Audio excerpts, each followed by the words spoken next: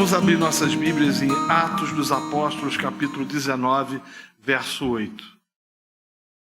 Atos dos Apóstolos, capítulo 19, verso 8.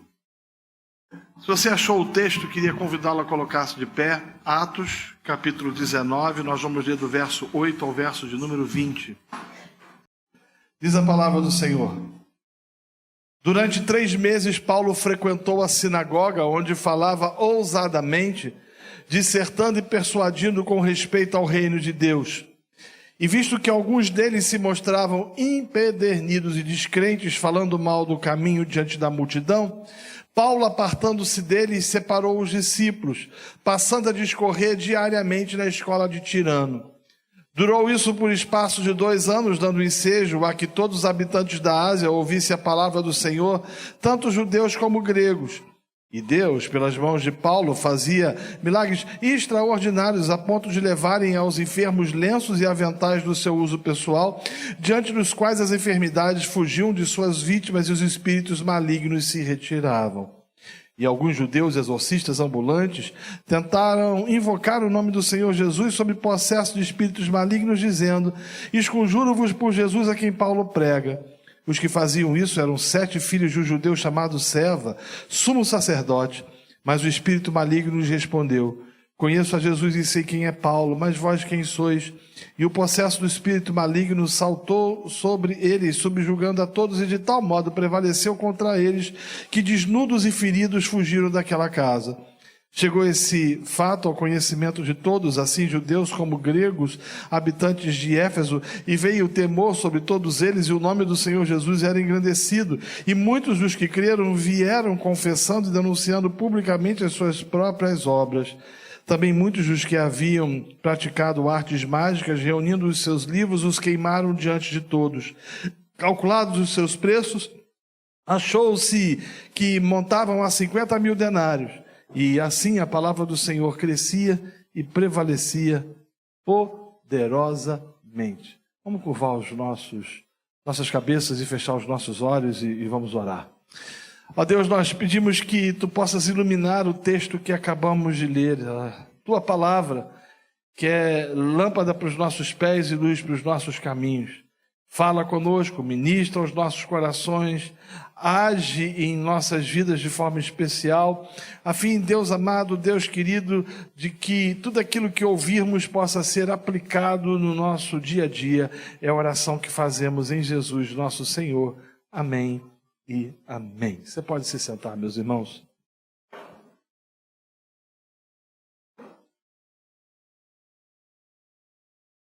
Queridos, antes de eu fazer a exposição do texto que acabamos de ler, permita-me fazer algumas considerações sobre a cidade de Éfeso. E, para tanto, eu gostaria de sua atenção. Éfeso foi uma cidade extremamente importante na província romana da Ásia. Ela possuía uma localização emblemática, até porque ela se localizava bem perto do mar Egeu. Ela também tinha 2 estradas importantes, uma que seguia a costa e uma outra que dirigia-se em direção ao interior, que passava por uma cidade também importante e proeminente de nome Laodiceia, o que fazia com que Éfeso desenvolvesse um papel importantíssimo de ligação entre os 2 lados do Império Romano, ou seja, Europa e Ásia. Éfeso fora a 5ª mais populosa cidade do Império. Era uma cidade, segundo alguns, que variava entre 350 a 500 mil habitantes aproximadamente, o que há de convir, para a época era uma cidade extremamente populosa.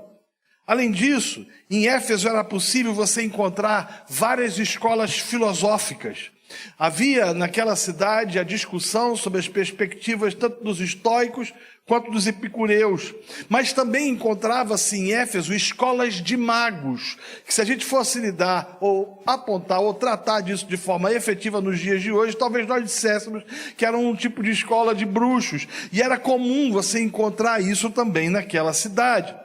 Ademais, Éfeso também possuía muitas manifestações religiosas, sendo a mais famosa de todos em torno de Ártemis, a deusa do meio ambiente, também conhecida como Diana dos Efésios. Para você ter ideia, a idolatria e a imoralidade eram tão acentuadas em Éfeso que a cidade foi apelidada de arquipaganismo, ou seja, o cúmulo do paganismo. Era uma localidade onde você encontrava manifestações das mais distintas e das mais variadas possíveis do paganismo, não somente asiático, mas também grego-romano. O que fazia com que aquela cidade estivesse absolutamente mergulhada em todo tipo de religiosidade. Para piorar a situação, o templo de Ártemis, ou de Diana dos Efésios, que fora considerada uma das 7 maravilhas do mundo antigo, possuía um grande e poderoso centro de manufatura de ídolos, onde nichos da deusa Diana eram fabricados e vendidos não somente aos efésios, mas aos turistas que lá chegavam. O templo de Ártemis tinha também por característica muita idolatria, prostituição e pornografia. Por exemplo, em Éfeso você encontrava mais de 1000 prostitutas cultuais que serviam não somente aos moradores da sua cidade, mas também usavam dos seus corpos para levantamento de recursos e dinheiro que movimentava a economia, atraindo para si turistas. Portanto, Éfeso era uma cidade extremamente complicada, absorta em malignidade, mergulhada em todo tipo de pecado e de transgressão. Considerações feitas, vamos ao texto. É importante que eu e você entendamos que quando Paulo chega a Éfeso, ou quando ele chegou a Éfeso, ele chegou na cidade que até então ele tinha desejo de estar há um bom tempo. A gente entende isso mediante Atos capítulo 16, e você deve lembrar do texto. O texto diz que Paulo desejava ir para a Ásia, e boa parte dos intérpretes compreendem e discernem que Paulo queria chegar à Ásia, especificamente à cidade de Éfeso, a fim de pregar o evangelho. Contudo, lá em Atos capítulo 16, as Escrituras dizem que o Espírito do Senhor não permitiu, fazendo com que Paulo mudasse o seu percurso, escolhesse uma outra trajetória e inicialmente fosse parar na cidade de Filipos. E Paulo lá chega, e ele prega o evangelho de Filipos, à beira do rio. Algumas mulheres têm uma experiência de regeneração e de conversão, dentre elas uma mulher chamada Lídia, vendedora de púrpura da cidade de Tiatira, onde possivelmente Paulo começou a igreja. Paulo é usado por Deus de forma poderosa para libertar uma menina que servia de fonte de lucro para os seus senhores. A consequência disso é que Paulo é preso, e na prisão ele prega o evangelho para um carcereiro e outros tantos, levando o carcereiro e sua família a conhecer ao Senhor. O texto bíblico diz que Paulo sai de Filipos perseguido, ele precisava sair de Filipos, e ele dirige-se à cidade de Tessalônica, que distava aproximadamente 80 quilômetros. E Paulo chega em Tessalônica, e o que ele faz é exatamente aquilo que ele tinha feito em Éfeso, ou melhor, que ele tinha feito em Filipos, que era pregar o evangelho. Todavia, as Escrituras dizem que os judeus, indignados com aquilo que Paulo pregava, começaram a persegui-lo, fazendo com que Paulo tivesse que novamente sair de uma cidade para outra. E é o que ele faz. Ele sai de Tessalônica e viaja mais 80 quilômetros até chegar à cidade de Bereia, onde ele prega o evangelho e é bem recebido. Só que os de Tessalônica, ao ouvirem que Paulo estava lá, mandam algumas pessoas para perseguirem Paulo, e Paulo mais uma vez tem que sair corrido dali, e ele chega na cidade de Atenas. Em Atenas, Paulo prega o evangelho não somente na sinagoga, mas ele prega o evangelho também concomitantemente em praça pública, sofre muita dificuldade, ou experimenta muita dificuldade na pregação do evangelho, e aparentemente os frutos que ele desenvolve ou que ele experimenta não são tão significativos como talvez ele gostaria que fosse. As Escrituras dizem que, mais uma vez perseguido, ele tem que sair de Atenas e ele vai para Corinto. E ele chega em Corinto, prega o evangelho, profundamente desanimado. 1 Coríntios capítulo 2, do verso 1 ao verso 5, relata esse desânimo de Paulo. O Senhor o fortalece mediante uma visão e faz com que ele permaneça naquela cidade por 18 meses, anunciando e proclamando as boas novas de salvação eterna. De Corinto, Paulo vai a mais 2 ou 3 cidades e aí finalmente ele chega em Éfeso. Então, portanto, a gente pode afirmar que Paulo estava chegando aonde ele queria ter chegado alguns capítulos atrás.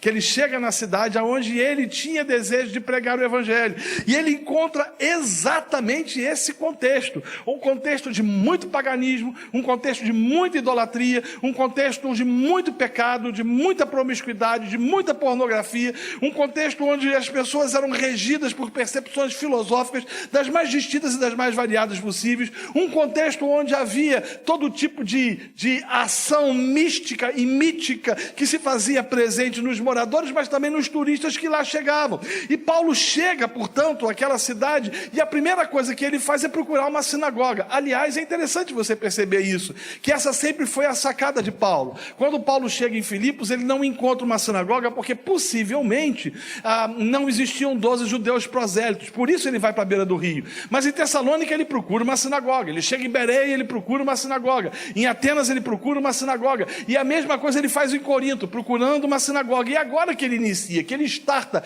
a sua terceira viagem missionária, o que ele faz também é procurar uma sinagoga. Ele entendia que o evangelho precisava ser pregado aos judeus. Só que o texto nos diz de forma absolutamente clara que Paulo, quando prega as boas novas do Senhor Jesus Cristo naquele lugar, ele é rejeitado pela maioria das pessoas que ali estavam.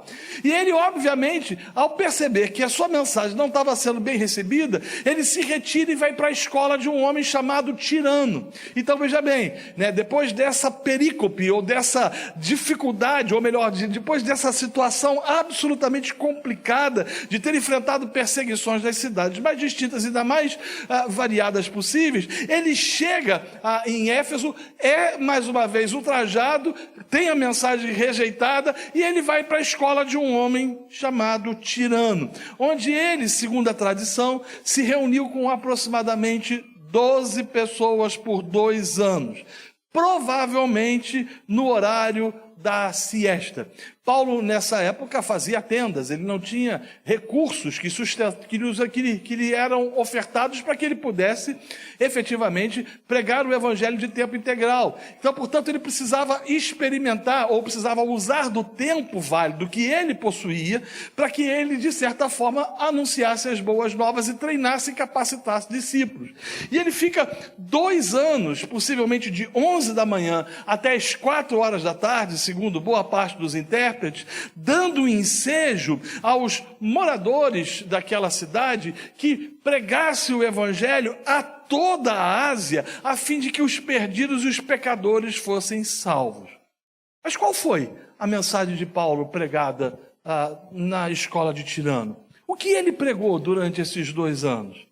A resposta é simples e óbvia. A mesma que ele sempre havia pregado. Isso é o evangelho, isso é o evangelho. Você vai reparar que Paulo em Filipos ele prega o evangelho.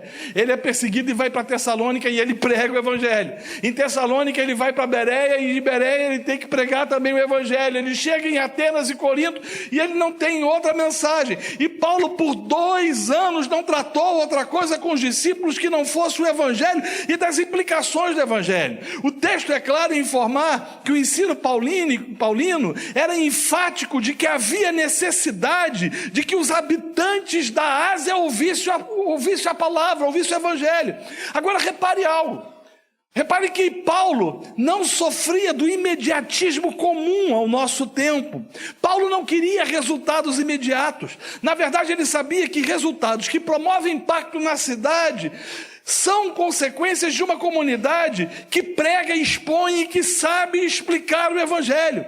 Lembre-se, Paulo ficou por 2 anos em Éfeso treinando, discipulando, explicando o evangelho para um grupo de 12 pessoas, o que nos leva à seguinte pergunta: o que a gente pensaria a respeito dessa igreja que aparentemente não cresceu? Qual seria, ou qual o nosso julgamento da igreja de Éfeso, que por 2 anos não ultrapassou os 12 membros? A gente tem algumas explicações, comumente para o nosso tempo.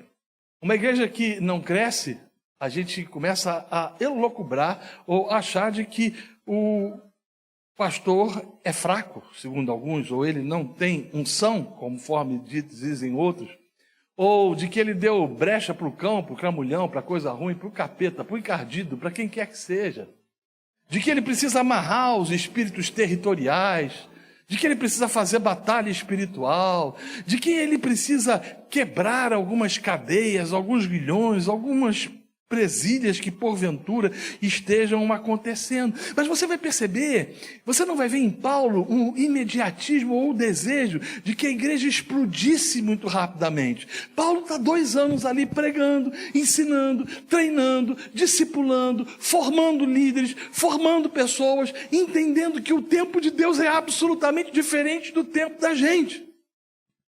Permita-me contar uma história para você.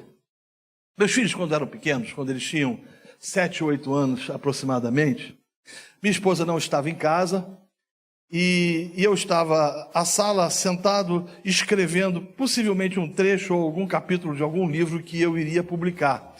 E eu ouvi o mais novo falando para o mais velho: vamos fazer um bolo?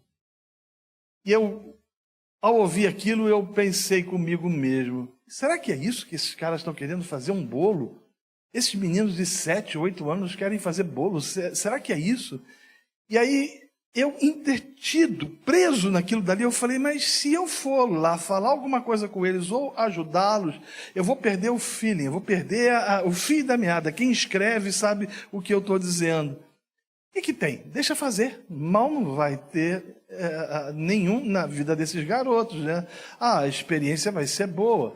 E aí um outro perguntou: mas o que leva ao bolo? É fácil, eu já vi mamãe fazendo, respondeu o mais novo.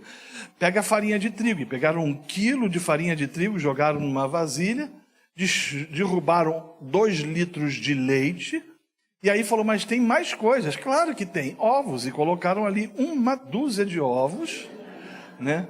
E mais uma lata inteira de achocolatado, jogaram aquilo na batedeira e eu estou ouvindo barulho.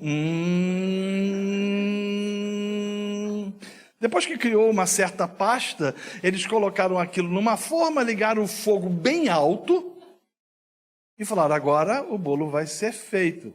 Só que um falou: ih, mané, está faltando. E está faltando o quê? Disse o outro: fermento. Sem fermento o bolo não cresce. E aí ele falou: mas como é que a gente faz? Tira tudo. E tiraram aquele negócio, botaram uma coisa de novo na batedeira e pegaram um pacote inteiro de fermento com tabletes e jogaram aquela misórdia toda ali dentro daquela massa. Voltaram, bateram novamente, colocaram no tabuleiro, ligaram o fogo alto e sentaram em frente para ver o negócio que daria. E aí de repente um falou: ih, deu certo, o bolo está crescendo. O bolo está crescendo, o bolo está crescendo, e o bolo foi ficando moreno, foi ficando moreninho, sabe? E aí eles falaram: cara, funciona, deu certo, desligaram o fogo, e quando eles abriram o forno, o bolo fez isso, murchou, arrancaram aquela coisa para fora e não conseguiram cortar, nem por um decreto do Terra Nova, não tinha poder que fizesse com que cortasse aquela misórdia de jeito nenhum ou de forma alguma.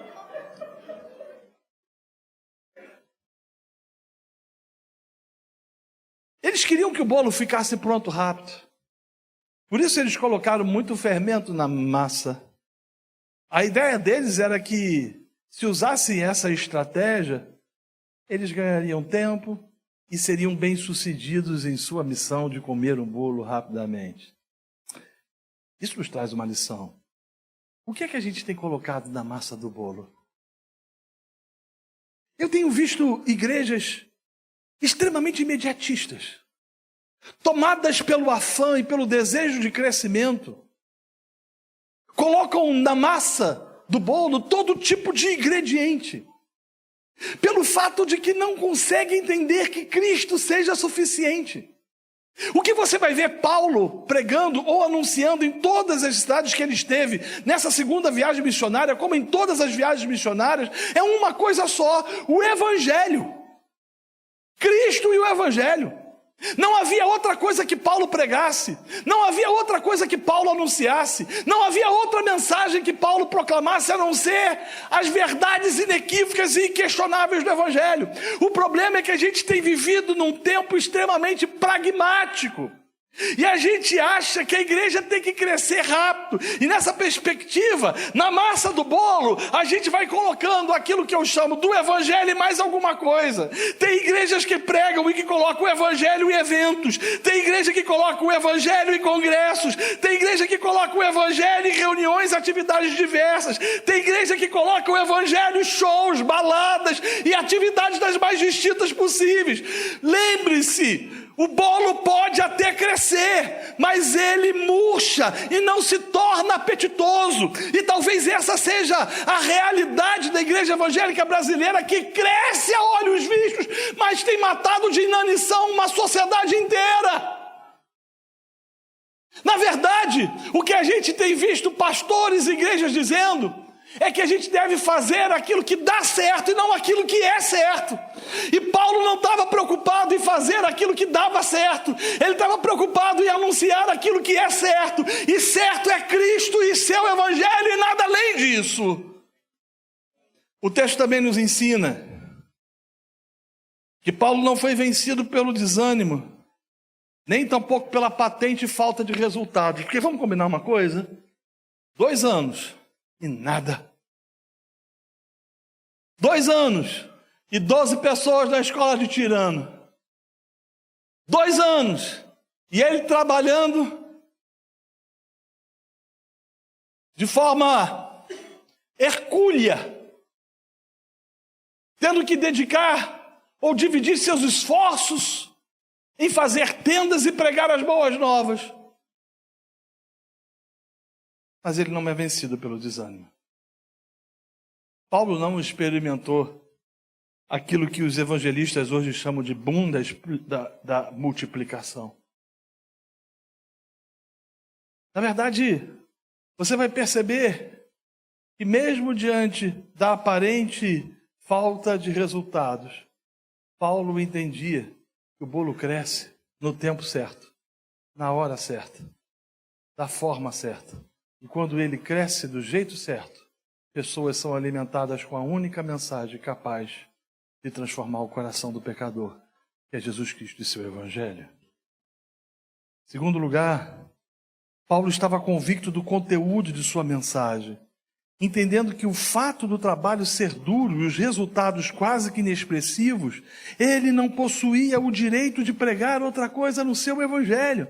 Porque vamos combinar, ele poderia ter falado o seguinte, ou ter sido sugestionado por alguém que falou o seguinte: ó Paulo, cara, a gente está vindo de uma empreitada complicada. Em Filipos você foi parar na jaula, na cadeia, você levou chicotada nas costas, cara. Até hoje você tem as marcas disso daí. Poxa, em Tessalônica a gente teve que sair correndo, de Bereia também. Bereia você teve que sair rapidinho, cara. Chegou lá em Atenas sozinho, ficou esperando outros discípulos chegarem. Em Atenas foi aquela frustração, aquela situação lá de que não muitos se converteram. Eles riram, eles debocharam da gente.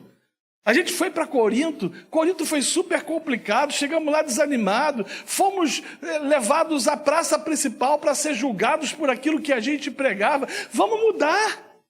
Talvez a gente esteja precisando ter uma mensagem mais light, talvez a gente precise ter uma mensagem mais menos confrontadora, talvez uma mensagem que de certa forma seja mais politicamente correta, que fale ao coração das pessoas que elas precisam ser felizes e mostrar para todo mundo da favela que nasceram, como diz lá no Rio de Janeiro. Engraçado que a gente vive num tempo que o politicamente correto reina. Não é politicamente correto a gente falar, por exemplo, sobre pecado. Eu tenho um pastor conhecido que ele conta uma história triste. Ele estava na construção do templo, ou do lugar de reunião deles, e o custo era enorme. E ele, pelos cálculos, iria demorar um bom tempo para construir um salão de reunião onde pudesse reunir todo mundo. Um dia, terminando a reunião pela manhã, um homem se aproximou perto dele e falou: pastor, tudo bem com o senhor? O senhor deve saber quem eu sou. Esse cara era o cara mais rico, um dos homens mais ricos da cidade. Ele falou: sim, eu sei. E o senhor deve ter percebido que eu tenho vindo aos seus cultos, à igreja aqui, assistindo às suas reuniões. E ele falou, sim, eu já vi que você tem vindo. E ele falou, pastor, eu tenho visto as suas lutas e as suas dificuldades. Eu sei que o senhor quer resolver esse problema de construção rapidamente e eu quero ajudá-lo, eu posso ajudá-lo. Seus problemas acabaram, teologia tabajara. Eu tenho certeza de que eu vou poder resolver efetivamente as suas dificuldades. Se eu injetar dinheiro, pastor, aquilo que o senhor demoraria 2 anos para fazer, em 6 meses está resolvido. E esse pastor pensou em glorificar de pé como bom pentecostal, né? Rodar no manto de Jeová e na expectativa de que pudesse realmente ver os seus problemas resolvidos, mas o cara trouxe uma adversativa. Ele disse, o problema é o seguinte, pastor, eu preciso falar com o senhor. O senhor sabe que eu sou casado, mas a mulher que tem me acompanhado não é a minha esposa, é aqueles que as pessoas chamam maldosamente de amante. Eu estou entrando no processo de divórcio com a minha esposa, e em poucos meses eu vou estar casado com essa aqui. Mas para mim é muito constrangedor ouvir falar sobre pecado. Essa história de pregar sobre pecado me traz um constrangimento, porque as pessoas ficam olhando para mim. Se o Senhor, durante alguns meses, não tratar disso, eu termino a sua obra. E esse pastor olhou para aquele sujeito e falou o seguinte, o senhor não é bem-vindo aqui. Vai embora com o seu dinheiro. Mas a pergunta é, quantos não são aqueles que pegariam esse ingrediente e colocariam na massa do bolo? Quantos não são aqueles que diriam que isso surgiu ou que é fonte da providência divina? Paulo compreendia e entendia que o evangelho basta. Ele discernia e ele tinha um entendimento que o evangelho é suficiente.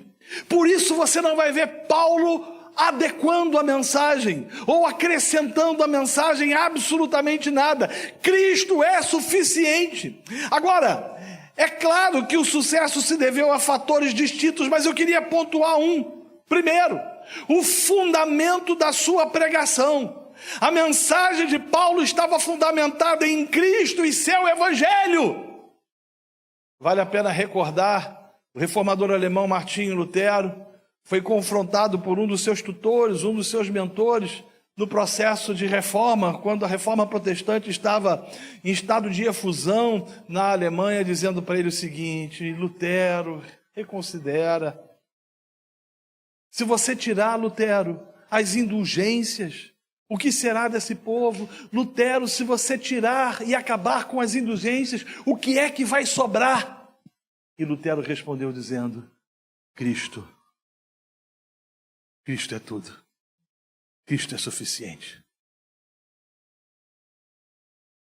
Que lições podem ser entendidas e quais verdades podem ser aplicadas nas nossas vidas? Há algumas, se não vejamos.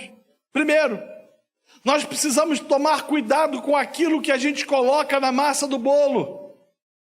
E não cair na tentação de colocar o evangelho mais alguma coisa. Essa igreja é muito nova. Ela tem 1 ano. E daqui a pouco começarão a surgir as pressões de crescimento, de multiplicação. Quem disse que crescimento e multiplicação se dá de forma instantânea?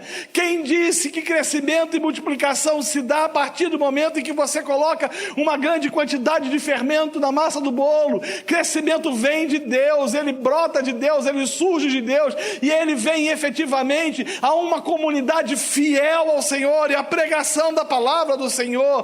Portanto, não caiam na tentação de colocar o evangelho mais alguma coisa na massa do bolo. E muitos pastores têm aberto mão das verdades inequívocas do evangelho em prol de fórmulas mágicas e têm quebrado a cara. É interessante os métodos e as fórmulas de evangelismo, evangelização explosiva, evangelização radical, evangelho que tenta trazer autoajuda através do maldito ministério do coaching e tantas outras coisas mais. Segundo lugar, entenda que não existem métodos e fórmulas mágicas de evangelização e crescimento da igreja. É interessante que o texto nos mostra que Éfeso era uma cidade mística, mas você não vê Paulo se fazendo de místico para poder ganhar os Efésios. Você não vê Paulo instituindo 7 sextas-feiras de libertação para que o milagre acontecesse. 7 quintas-feiras da prosperidade. 7 quartas-feiras onde o milagre acontece para que um dia o Palmeiras possa ser campeão mundial. Você não vê absolutamente nada disso. O que você percebe é que Paulo não se faz místico para ganhar os místicos. Quanto não são os pastores que, em nome da contextualização, têm negociado a mensagem do Evangelho. E aqui é uma linha tênue. Porque a gente vive num tempo onde as pessoas dizem que nós precisamos contextualizar a mensagem. O problema é que os pastores, em nome da contextualização, eles têm sincretizado. Porque é uma linha limítrofe, difícil de você caminhar. Às vezes você, no afã de contextualizar, você sincretiza. Você traz para a igreja o que não deveria. E a gente tem essa capacidade, por exemplo, a igreja evangélica brasileira, ela possui uma alma católica. Ela chama púlpito de altar. Ela chama pastor de sacerdote. Ela tem uma percepção eclesiástica absolutamente distinta e diferente. A visão dela, da essência da igreja, ela é apostólica romana. Ela fundamenta em estrutura hierárquica e não efetivamente naquilo que Lutero chamava de comunhão sanctus.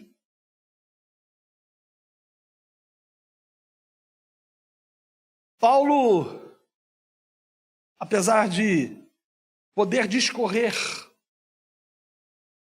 com profundidade sobre os pensamentos dos estoicos e dos epicureus, o que ele prega é o Evangelho de Deus, porque ele entende que essa mensagem é a mensagem poderosa para transformar o coração do pecador. A pergunta é: quantos não são os pastores que, em nome da contextualização, têm negociado a mensagem do Evangelho? Em terceiro lugar, entenda que a palavra de Deus faz tudo. E era o que o reformador alemão Martinho Lutero costumava dizer. Ele dizia: pregue a palavra de Deus fará tudo, a palavra fará tudo. Pregue Cristo, anuncie Cristo, fale das verdades inequívocas do Evangelho e deixe que o Espírito Santo opere no coração dos ouvintes, porque é um fato preponderante e que precisa ser entendido. Quando o Evangelho é pregado, o Espírito Santo regenera o coração de pecadores e há conversão. O problema é que quando a gente coloca o Evangelho na massa do bolo e mais alguma coisa, nós estamos querendo que as pessoas primeiro experimentem conversão para depois ter regeneração. E não existe possibilidade de conversão sem que antes tenha regeneração. A gente acha que os nossos métodos vão fazer com que as pessoas tenham uma experiência de regeneração. Nessa perspectiva, nós vamos criando estratégias mirabolescas, como o Carnaval Gospel, agora está vindo aí o Halloween Gospel, e como tantas outras coisas que foram gospelizadas e que se multiplicam a olhos vistos entre os crentes, porque os crentes acham o seguinte: se a gente fizer isso, as pessoas vão se converter. Não! Nós estamos enchendo as igrejas de incautos, de gente inconversa. Nunca tivemos tantas pessoas nas nossas igrejas, mas nunca tivemos também uma igreja tão fraca como a que temos nos nossos dias. Uma igreja mundana, uma igreja apóstata, uma igreja absorta em todo tipo de pecado, porque a gente acha que na massa do bolo tem que ser colocado alguma coisa para que o sujeito se converta, e se ele se converter ele vai ser regenerado. Não, ele precisa ser regenerado, e a forma que Deus determinou com que pecadores sejam regenerados é mediante a pregação do Evangelho, a anunciação do Evangelho, a mensagem do Evangelho, a proclamação do Evangelho que aponta efetivamente somente para Cristo. Cristo é suficiente. Nós não precisamos de outra coisa a não ser Cristo, nosso Senhor.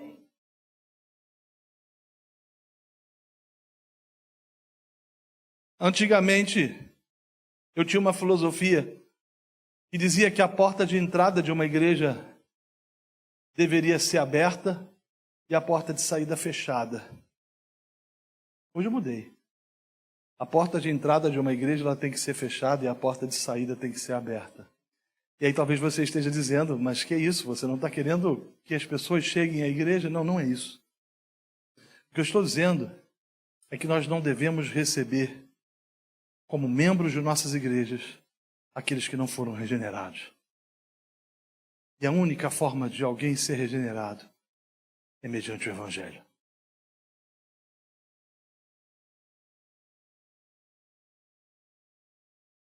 Cristo é tudo. A palavra é tudo. Quarto lugar. Entenda que quando o Evangelho é pregado, ensinado e ministrado, eu vou usar uma expressão aqui que ela me encanta. Sobrenaturalmente, a igreja cresce e multiplica. Crescimento é sobrenatural. Uns plantam, outros regam. Mas quem dá o crescimento é o Senhor Deus Todo-Poderoso.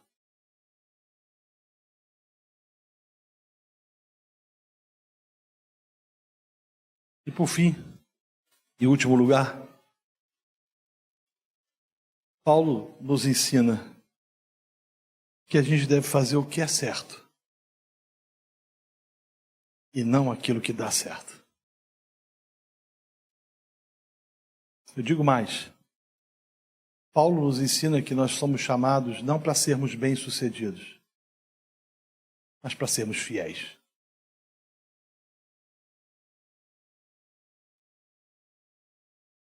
Fiéis.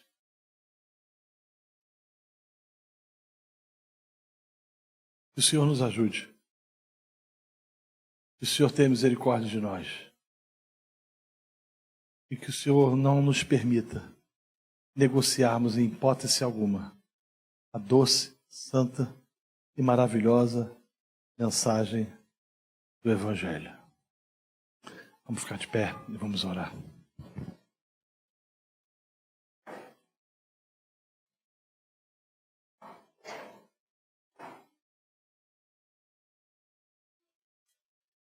Querido Deus, eu quero pedir que possas nos ajudar a sermos fiéis à Tua Palavra e pregarmos a Tua Palavra com intrepidez, audácia, coragem. E que o nome do Senhor seja sempre exaltado através de uma comunidade que não faz aquilo que dá certo, mas sim aquilo que é certo. Ora por essa igreja tão nova, que ela possa ser cheia da Tua graça e não ceder às pressões do imediatismo, do pragmatismo do nosso tempo, mas a serem fiéis diante do Evangelho da salvação eterna. Em nome de Jesus. Amém.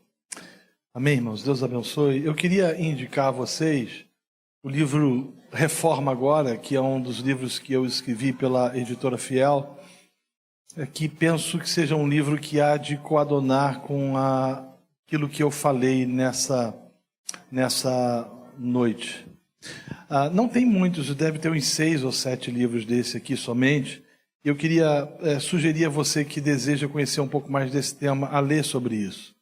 A ler também um livro que se chama Muito Mais Que Louvor, onde eu desconstruo muito do que a gente tem visto hoje no movimento evangélico brasileiro, como também um livro voltado para aqueles que são chamados de desigrejados, que foram pessoas feridas por estruturas despóticas, cujo título é Feridos na Batalha.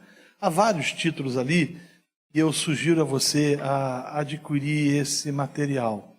Eu tenho entendido que a igreja precisa aprender a ler. A gente lê muito pouco, né? Uma perguntinha aqui. Posso fazer uma pergunta? Posso? Quantos leram 50 livros ano passado? Ah, é? Spurgeon lia 500. Claro que ele era um sujeito diferenciado. Mas tudo bem. D.A. Carson lê 500. Quantos leram 10 livros? E melhorou. Eu não vou perguntar quantos não leram nada, que é para você não passar vergonha. Mas a gente aproveita muito pouco aquilo que a gente tem. Eu vou contar uma história muito rápida e termino dessa vez, com certeza. Eu tenho um amigo que foi missionário na China durante muito tempo. E ele, certa feita, foi convidado para assistir um culto no meio do mato, por razões óbvias. maldito comunismo. E quando ele chegou naquele lugar, as pessoas tinham 150, 200 pessoas reunidas, não tinha cadeira, não tinha som, não tinha nada, né? E o pastor chamou duas famílias à frente, uma família que ficou ao lado esquerdo, que estava chorando muito, e uma família que ficou do lado direito, que aparentemente estava muito feliz. E ele não entendia, porque ele não estava entendendo o que estava rolando, porque ele não falava mandarim. Então ele não estava compreendendo o que é que estava sendo dito. E ele pensou o seguinte: não, a família que está chorando, o pastor deve ter chamado à frente, porque está passando por algum problema, alguma dificuldade, e chorar e com os que choram, né? Ele vai orar por essas pessoas. E a que está alegre é porque deve ter sido agraciada por Deus de alguma maneira, e alegrai-vos também com os que se alegram. Mas uma moça, percebendo que ele não estava entendendo, traduziu do mandarim para o inglês o que de fato tinha, ou o que estava ocorrendo. Aquela igreja tinha somente uma Bíblia. E cada família tinha o direito, digamos assim, entre aspas, de ficar com a Bíblia uma semana. Aquela família que estava chorando, o pai disse o seguinte: nós lemos a Bíblia toda, nós lemos o Novo Testamento todo e lemos até o livro de Juízes, mas nós não conseguimos ler a Bíblia toda. E nós vamos ficar um ano sem a palavra do Senhor. Estavam desesperados. Os que estavam alegres era porque era a vez deles lerem a Bíblia. Na semana seguinte eles estariam chorando. A gente tem Bíblias, livros, e não valorizamos. Cuidado. E muito é dado, muito será cobrado. Deus tem misericórdia da Igreja Evangélica Brasileira. Que nós nos arrependamos dos nossos pecados e joguemos fora os ingredientes que não servem para o crescimento do bolo, e que Cristo seja suficiente. Deus abençoe.